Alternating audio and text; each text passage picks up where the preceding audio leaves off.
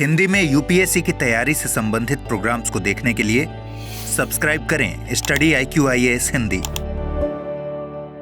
Very very very warm hearted welcome to all of you. मेरा नाम है अभिनव कुमार बौरे और मैं आप सभी का स्वागत करता हूं study IQ Hindi YouTube channel पे। और आज हम जो डिस्कस करने वाले हैं, आई थिंक आप सभी बहुत बेहतर तरीके से अवेयर होंगे about a news which was published in Hindu newspaper में पब्लिश हुई थी। और क्या है ये न्यूज? तो जैसा कि आप मेरे पीछे देख पा रहे होंगे, एक इंस्टीट्यूट है by the name of Wadia institute of Himalayan geology and research organisation. इस इंस्टीट्यूट ने एक रिसर्च के द्वारा यह बताया है, और जो हमारे डिस्कशन का पार्ट भी है, क्या ऐसा है जो स्थिति उत्तराखंड में निर्मित हुई थी, इसी प्रकार की स्थिति का निर्माण जो है वो देखने को मिल सकता है उत्तराखंड में? या फिर जो प्राकृतिक आपदा, आई थिंक आपने सुना होगा उत्तराखंड में जो है वो फ्लड आई थी, बाढ़ आई थी, क्या इस प्रकार की कोई घटना या दुर्घटना होने की आशंका लद्दाख में है? क्या है ये घटना, क्या है इसके पीछे का साइंटिफिक रीजन, और क्या है इसके पीछे के बेसिस, और हमारे लिए किस प्रकार से महत्वपूर्ण है सिविल सेवा परीक्षा के लिए, इसके बारे में आज के हम इस वीडियो में डिस्कशन करने वाले हैं। क्लियर? तो देखिए, जैसा कि आप सभी अवेयर होंगे कि इस सीरीज में हम करंट और कन्वेंशनल के टॉपिक्स को मिक्स करके, इन दोनों को कंपाइल करके आप सभी के लिए लेकर आ रहे हैं। ट्राई करें कि इसके बेहतर तरीके से आप नोट्स बनाएं, इसे जो है वो अलग अलग प्लेसेस में यूज करें। क्लियर? तो चलिए हम स्टार्ट करते हैं। जैसा कि आप यहां पीछे देख पा रहे होंगे, न्यूज आई है कि ग्लेशियर मेल्ट हो रहा है लद्दाख के पास का। अब ये कौन सा ग्लेशियर है और इसके मेल्ट होने से किस प्रकार से उत्तराखंड में जो स्थिति निर्मित हुई थी उसी प्रकार की स्थिति का निर्माण हो सकता है लद्दाख वाले पार्ट। अब देखिए, सबसे पहले तो इंस्टीट्यूट है वाडिया इंस्टीट्यूट, काफी फेमस इंस्टीट्यूट है, और इसने यह बताया है कि एक ग्लेशियर है। अब याद रखिए ग्लेशियर क्या होते हैं, तो बहुत सिंपली आप अंडरस्टैंड कर पाएंगे कि जिस प्रकार से नदी का प्रवाह होता है तो नदी में प्रवाहित होता है जल, उसी प्रकार से अगर मैं आपसे कहूं स्नो, नो, आइस, आइस अर्थात बर्फ, तो बर्फ की एक बड़ी मोटी चादर जब एक स्थान से दूसरे स्थान की तरफ मूव करती है, डिस्प्लेस होती है, तो इस मूविंग बेड, इस मूव करती हुई चादर को हम कहते हैं ये ग्लेशियर है। क्लियर? तो सबसे पहली चीज, ग्लेशियर क्या होते हैं? तो ग्लेशियर एक मूविंग बॉडी होती है जो बहुत धीमी स्पीड से मूव करती है, पर मूव जरूर करती है। ये बनी किससे होती है? ये बनी होती है स्नो, नो, आइस से बनी होती है। क्लियर?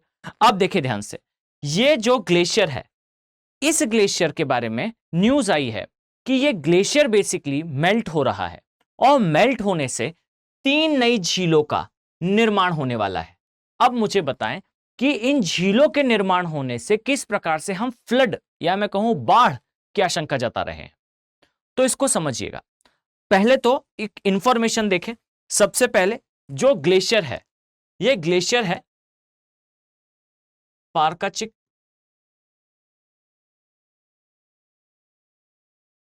ग्लेशियर। अब ध्यान से समझिएगा, ये जो पारकाचिक ग्लेशियर है, ये ग्लेशियर आता है कारगिल में। क्लियर? और कारगिल आता है बच्चों लद्दाख में। क्लियर? और ये भी याद रखिएगा, कारगिल में ये जो ग्लेशियर्स हैं, और याद रखिए विश्व में किसी भी स्थान पर अगर आपको कहीं ग्लेशियर देखने को मिलता है, इसका डेफिनेटली स्टेटमेंट है कि यह किसी हाइट पर होगा। अब इस चीज को बेहतर तरीके से समझ लें कि पारकाचिक ग्लेशियर जो है ये कारगिल में जास्कर रेंज में आता है, जास्कर रेंज में आता है, और ये जास्कर रेंज का भी एक प्लेस है। अब यहां पर मैंने इसे शो कर रखा है। जास्कर रेंज में एक पर्वत श्रेणी है जिसे हम कहते हैं लोकल माउंटेन्स है। क्लियर? ये उसमें आता है। अब यहां ध्यान देने योग्य बात यह है कि ये जो लोकल माउंटेन्स हैं, या मैं कहूं जो उस स्थान की स्थानीय पहाड़ियां हैं, जैसा कि आप यहां देख सकते हैं नुनकुन पर्वत। फाइन? तो याद रखें कि जास्कर रेंज के नुनकुन, फाइन, पर्वत के आसपास ये ग्लेशियर स्थित है।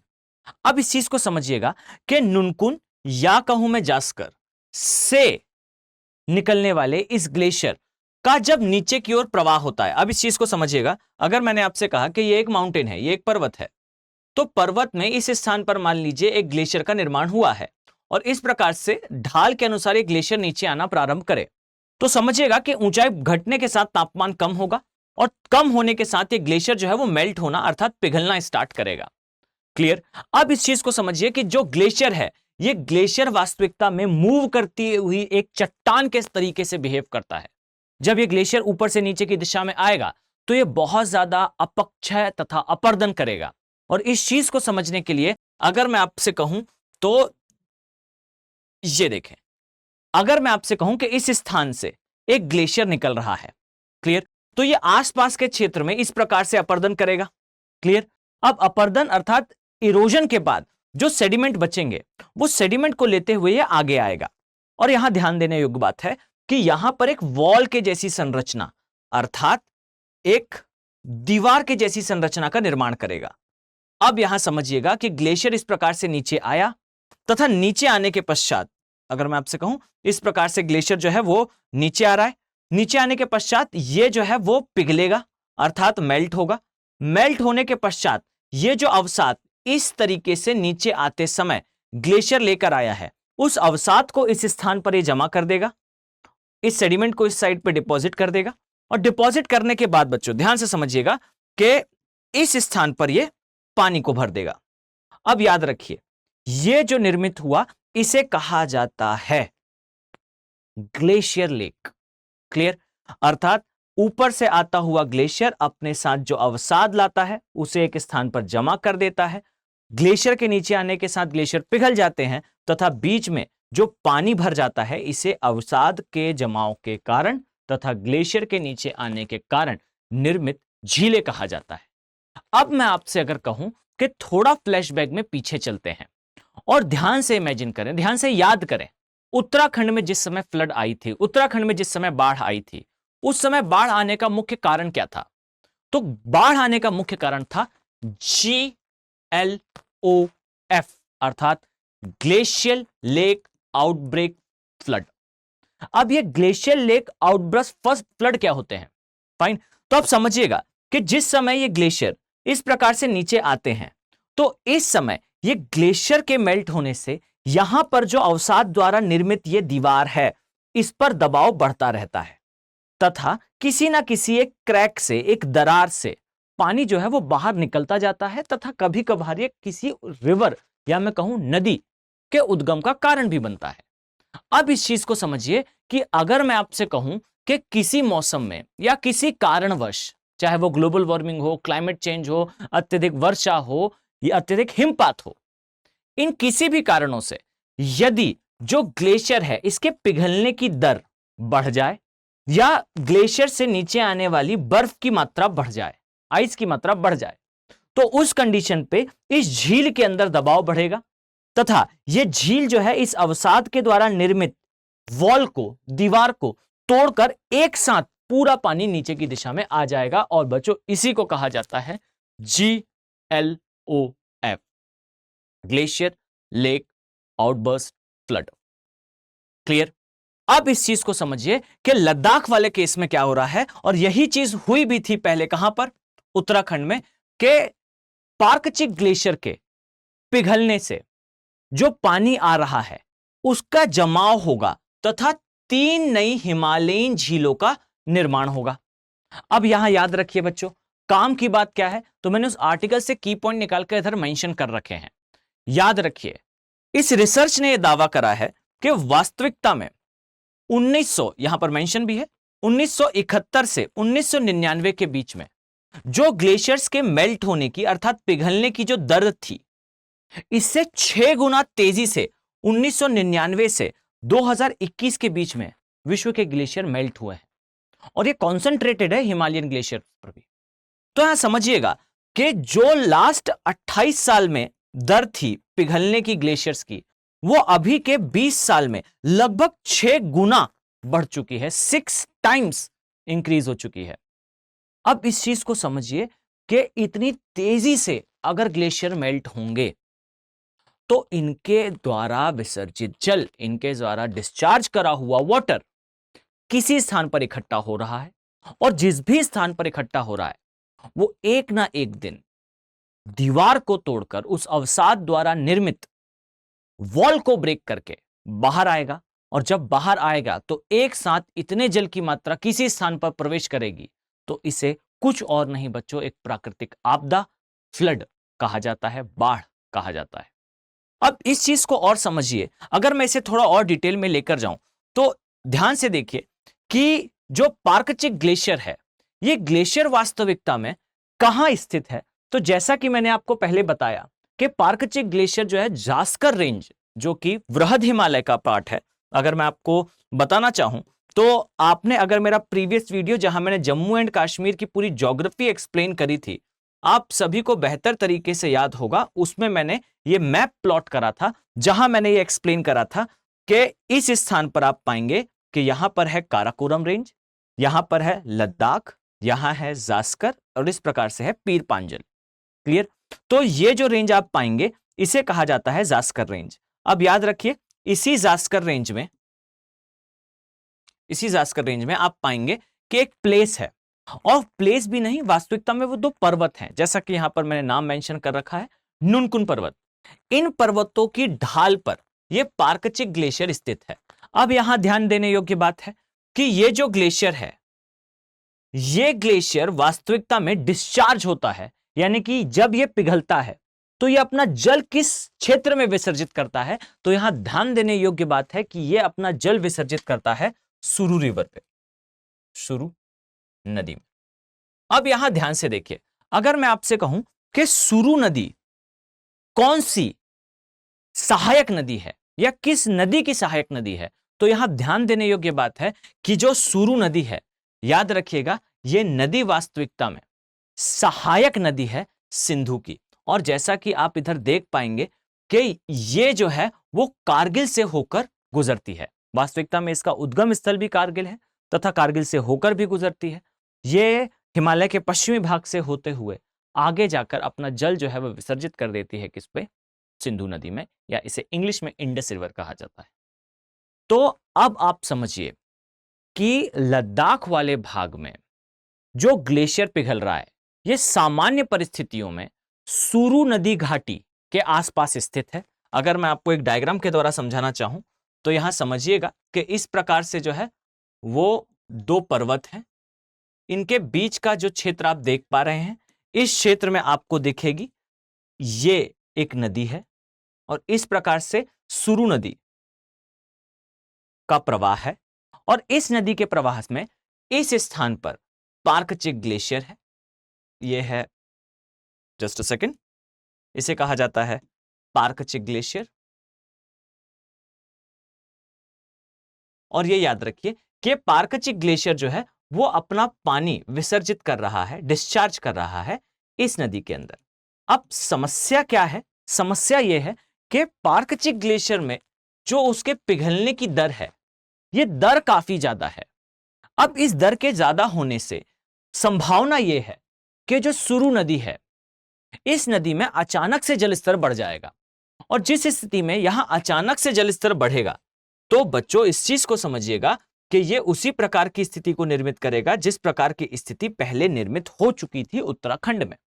और इसीलिए कहा जा रहा है, या इसलिए अनुमान लगाया जा रहा है कि लद्दाख वाले क्षेत्र में बाढ़, फ्लड की समस्या देखने को मिल सकती है। अब यहां ध्यान देने योग्य बात है कि जब सिविल सेवा परीक्षा आपसे प्रश्न करेगी, तब इस परिस्थिति में, इस कंडीशन में वो आपसे किस प्रकार के प्रश्न कर सकती है। तो सबसे पहली और सबसे इंपॉर्टेंट चीज है, याद रखिए कि GLOF, glacier lake outbreak first flood, ये जो कंडीशन है, ये कंडीशन क्रिएट होने के लिए मूलतः क्या जिम्मेदार होता है? तो यहां समझिएगा, मूलतः जिम्मेदार होता है ग्लेशियर्स का अनियंत्रित तरीके से या अप्रत्याशित तरीके से मेल्ट होना या पिघलना। अब इसके लिए दो कंडीशंस इस केस में जिम्मेदार हैं। इस रिसर्च में आया है और पेपर में आपने रीड भी करा होगा। यहां दो परिस्थितियां जिम्मेदार हैं। पहली और सबसे इंपॉर्टेंट है ग्लोबल वार्मिंग और क्लाइमेट चेंज, अर्थात वैश्विक जलवायु परिवर्तन से जो तापमान बढ़ रहा है, इस बढ़ते हुए तापमान के कारण आप पाएंगे कि ग्लेशियर जो है वो तेजी से मेल्ट हो रहे हैं। क्लियर? एक दूसरा डायमेंशन है। दूसरा डायमेंशन ये है कि जो पार्कचिक ग्लेशियर है, ये जो हिमनद है, इसकी ऊंचाई अर्थात हाइट अन्य क्षेत्र के, या मैं कहूं इसी क्षेत्र के अन्य ग्लेशियर्स की अपेक्षा कम है। तो इसकी ऊंचाई कम होने से इसमें ऐसे भी जो मेल्टनिंग रेट है या पिघलने की दर है ये कुछ अधिक है, परंतु ग्लोबल वार्मिंग और क्लाइमेट चेंज ने इस दर को और भी ज्यादा बढ़ा दिया है। अब इस चीज को समझिए कि ग्लोबल वार्मिंग और क्लाइमेट चेंज अगर ये पृथ्वी का तापमान 1 से 1.5 डिग्री सेल्सियस बढ़ा देता है तो जो ग्लेशियर्स हैं इनके पिघलने की दर, इसे आप नोट डाउन कर सकते हैं कि इसके पिघलने की दर जो है वो लगभग 6 से 10 गुना तक बढ़ जाती है। अलग अलग क्षेत्रों में इसका प्रभाव अलग अलग होता है। अब समझिए कि अगर किसी क्षेत्र में इस प्रकार से ग्लेशियर्स के मेल्ट होने का रेट लगातार बढ़ता रहेगा तो इस प्रकार की बाढ़ की समस्या और इस प्रकार की प्राकृतिक आपदाएं लगातार देखने को मिलेंगी। क्लियर? बट आपके अंदर as a aspirant, as a civil सेवा परीक्षा की तैयारी करने वाला स्टूडेंट, आपके अंदर एक प्रश्न आना चाहिए कि क्या कारण है कि ग्लोबल वार्मिंग और क्लाइमेट चेंज तो पूरे भारत में है, पूरे विश्व में है, तो इसी ग्लेशियर में ऐसा स्पेशल क्या? क्या सिर्फ हाइट कम होना इस ग्लेशियर के मेल्ट होने के लिए जिम्मेदार है? तो यहां पर एक उत्तर आता है, यहां एक प्रश्न है जिसका उत्तर जानना आपके लिए आवश्यक है। समझिएगा कि इस स्थान पर जो ग्लेशियर है, इस ग्लेशियर के मेल्टनिंग का रेट ज्यादा होने का एक बड़ा कारण यह भी है, जो कि हिंदू में इसके पहले, द हिंदू न्यूज़पेपर में इसके पहले भी आया था। और यहां पर जानने लायक बात है कि लद्दाख में बीते, ध्यान से समझिएगा, लद्दाख में बीते हुए 5 वर्षों से, अब यहां समझिए मैं क्या कहना चाहता हूं। मैं यहां 2 स्टोरीज को आपस में ज्वाइंट कर रहा हूं। क्लियर? हम इससे एक नेक्सस बनाने का प्रयास कर रहे हैं। ग्लेशियर मेल्ट हो रहा है, नो डाउट इसके मेल्ट होने का कारण जो है ग्लोबल वार्मिंग, क्लाइमेट चेंज है। नो डाउट इसके मेल्ट होने का कारण इसकी हाइट का कम होना भी है। परंतु एक और न्यूज है, एक और आर्टिकल है जिसकी इंफॉर्मेशन को हम इसके साथ लिंक करके अपने आंसर को और ज्यादा एनरिच और अपने थॉट्स को और ज्यादा डाइवर्स बनाने का प्रयास करेंगे। क्या है ये? तो यहां ध्यान से समझिए। अगर मैं आपसे कहूं कि लद्दाख वाले भाग में अभी प्रीवियसली जो न्यूज आई थी कि लास्ट 5 सालों में जो व्हीकुलर पोल्यूशन है, अर्थात वाहनों द्वारा जो पोल्यूशन होता है, जो प्रदूषण होता है, यह प्रदूषण लगभग 6 से 10 गुना बढ़ा है। और इसका मुख्य कारण क्या है? तो इसका मुख्यतः 2 कारण देखने को मिलते हैं। अब आप सोच के देखें, सिर्फ 5 साल के अंदर लद्दाख वाले भाग में व्हीकुलर पोल्यूशन अर्थात वाहनों द्वारा जो प्रदूषण होता है वो इतना तेजी से बढ़ा क्यों? और अगर ये बढ़ा तो सिंपल सी बात है, इसका आंसर यह है कि व्हीकुलर पोल्यूशन बढ़ने से उस क्षेत्र में तापमान और भी तेजी से बढ़ेगा। क्लियर हो गई बात? अब यहां समझिए, अगर मैंने आपसे यह कहा कि व्हीकुलर पोल्यूशन बढ़ने से तापमान इंक्रीज होता है, तो लद्दाख वाले भाग में इतना ज्यादा व्हीकुलर पोल्यूशन क्यों बढ़ा? तो इसके बच्चों 2 कारण आप आइडेंटिफाई कर पाएंगे। बहुत ध्यान से समझिए, इसके जो 2 कारण हैं, इनमें से पहला कारण है टूरिज्म। अब टूरिज्म अर्थात रिक्रिएशनल एक्टिविटीज, पर्यटन। अब आप देखेंगे कि बीते कुछ वर्षों में एक ट्रेंड चला है जहां पर बहुत सारे टूरिस्ट जो है वो लद्दाख घूमने को जाते हैं, फाइन, बाइक्स में लेकर और अपने व्हीकल्स को लेकर जो है वो टूरिस्ट इस प्लेस में बहुत ज्यादा विजिट करने लगे। अब ये जो ट्रेंड है, ये इंक्रीजिंग ट्रेंड के कारण लद्दाख वाले भाग में आपको देखने को मिलेगा कि बहुत ज्यादा व्हीकल्स के आने से एक तो पोल्यूशन बढ़ता है, ये तो क्लियर है, और दूसरा सबसे बड़ा कारण है ये जो टूरिस्ट होते हैं, ये टूरिस्ट बहुत ज्यादा वेस्ट उस एरिया में छोड़कर आते हैं, रेडिकली उस एरिया के रिसोर्सेस को एक्सप्लॉइट करते हैं। तो एक कारण तो ये हुआ, यहां टूरिज्म कंटिन्यूसली बढ़ रहा है, और दूसरा कारण यह है जो कि नेशनल सिक्योरिटी से रिलेटेड है। गवर्नमेंट ऑफ इंडिया लद्दाख वाले पार्ट में मास लेवल पे एक वृहद स्तर पर डेवलपमेंट इनिशिएटिव्स रन कर रही हैं, जहां पे रोडवेज, रेलवेज का कंस्ट्रक्शन हो रहा है। आई थिंक आप सभी अवेयर होंगे कि भारत की लद्दाख वाले क्षेत्र के माध्यम से बॉर्डर बनती है हमारे प्रोमिनेंट एनिमी चाइना के साथ। और यहां ध्यान देने योग्य बात है बच्चों कि भारत का मुख्य एनिमी, मुख्य शत्रु कभी भी पाकिस्तान नहीं है, हमेशा ये चाइना है। पॉइंट क्लियर है? तो अब समझिएगा कि भारत की बॉर्डर चाइना के साथ लगती है लद्दाख वाले भाग में, तो यहां गवर्नमेंट के लिए इसेंशियल रिक्वायरमेंट है कि इस क्षेत्र में, इस एरिया में border road organisation government of India के गाइडेंस में बॉर्डर रोड्स का कंस्ट्रक्शन करे। अब यहां पे रोडवेज और रेलवेज का कंस्ट्रक्शन होने से याद रखिए पॉल्यूशन अर्थात प्रदूषण कंटिन्यूअसली इंक्रीज हो रहा है।